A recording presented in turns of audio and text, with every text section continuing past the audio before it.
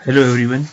तो यहाँ पर हमारे पास क्वेश्चन दे रखा है, find the acceleration of two block, the system is initially at rest and friction coefficient are as shown in the figure, given mass of A is equal to mass of B is equal to 10 kg। तो हम इस question को कैसे करेंगे? सबसे पहले हमारे पास मास A का और बी का दिया हुआ है 10 kg। ओके, सबसे पहले हम यहाँ पर कॉमन एक्सीलरेशन मानेंगे दोनों की, कि 50 upon mass of A plus mass of B is equal to, ये हो जाएगा 50 अपॉन 10 प्लस 10, ये 50 upon 20 is equal to 2.5 metre per second square. दोनों की कॉमन एक्सीलरेशन हमने मान ली कि दोनों कॉमन एक्सीलरेशन से मूव कर रहे हैं। और अब क्या होगा, एफ मैक्स क्या होगा दोनों सरफेस के बीच का, जो मैक्सिमम फ्रिक्शन फोर्स होगा वो होगा म्यू एम ए इंटू जी, यानी कि म्यू 0.5, एम ए हो जाएगा आपका 10 और जी हो जाएगा 10, यानी कि ये हो जाएगा 50 न्यूटन। अब क्या होगा, दोनों ब्लॉक्स सेम एक्सीलरेशन से कब मूव करेंगे, जब फ्रिक्शन फोर्स दोनों सरफेस के बीच का इतना हो कि कांटेक्ट ना छूटे। तो ए ब्लॉक पे, बी ब्लॉक पे अब हम क्या करेंगे, यहाँ पर 50 न्यूटन लग रहा है, 50 न्यूटन, यहाँ पर एफ लग रहा होगा बैकवर्ड में, यहाँ पर एफ आगे लग रहा होगा, और यहाँ 0 है, यहाँ तो स्मूथ है सरफेस। ओके, तो नीचे वाले सरफेस पे इसकी एक्सीलरेशन दोनों की ए है, तो फ्रिक्शन फोर्स कितना लग रहा होगा दोनों सरफेस के बीच में? फ्रिक्शन फोर्स लग रहा होगा M A M B into A. हम नीचे वाले सरफेस का एफ बी डी ले रहे हैं, तो एम बी कितना है, एम बी है 10 और 2.5 हो गया एक्सीलरेशन, तो 25 न्यूटन का फ्रिक्शन फोर्स लग रहा होगा दोनों सरफेस के बीच में। 25 न्यूटन का फ्रिक्शन फोर्स लग रहा होगा दोनों सरफेस के बीच में। अब हम क्या करेंगे, एफ मैक्स से कंपेयर करेंगे, इसी फ्रिक्शन जो आया वो लेस देन है एफ मैक्स के,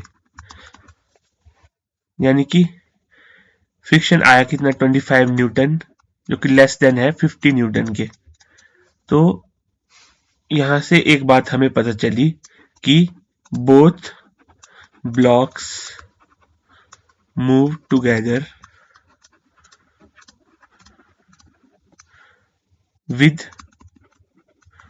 common acceleration of 2.5 meter per second square and friction between surfaces is 25 Newton। और हम दूसरा क्वेश्चन कर लेते हैं इसी पे ही। यह फिगर में दे रखा है हमारे को, initially the system is at rest, find out minimum value of F for which sliding starts between the two blocks. Mass A का दे रखा है 10 kg और मास बी का दे रखा है 20 kg। मास ए का दे रखा है 10 kg, mass of B is equal to 20 kg।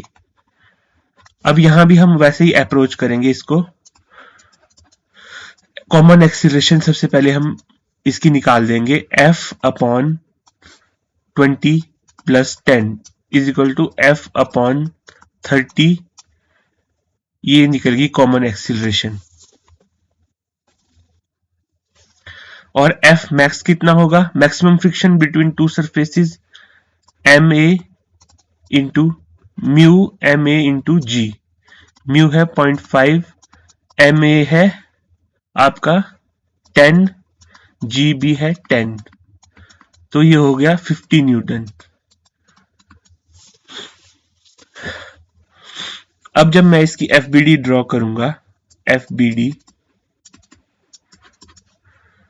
तो यहां पर कुछ ऐसा लग रहा होगा, ये बी पे फोर्स एफ आगे को लग रहा होगा और इस पे फ्रिक्शन फोर्स बी पे बैकवर्ड लग रहा होगा एफ डैश, इस पे फ्रिक्शन फोर्स एफ डैश आगे को लग रहा होगा। तो एफ डैश जो होगा वो होगा M A into A C, common acceleration के साथ मान रहे हम कि कॉमन एक्सीलरेशन के साथ ये सिस्टम मूव कर रहा है।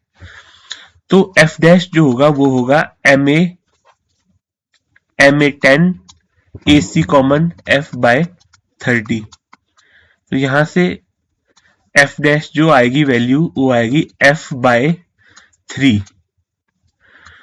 अब दोनों सरफेस के बीच में मिनिमम वैल्यू ऑफ फोर्स निकालनी है जिससे स्लाइडिंग दोनों ब्लॉक के बीच स्टार्ट हो।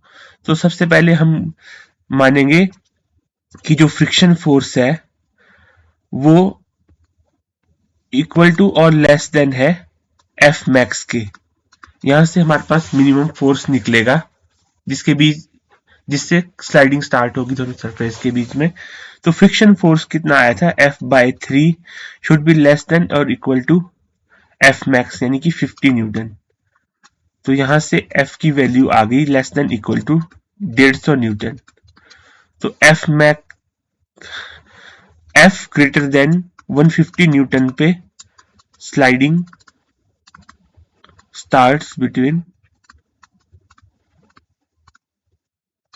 To surfaces. तो यहां तक ये क्वेश्चन हो गए। Thank you.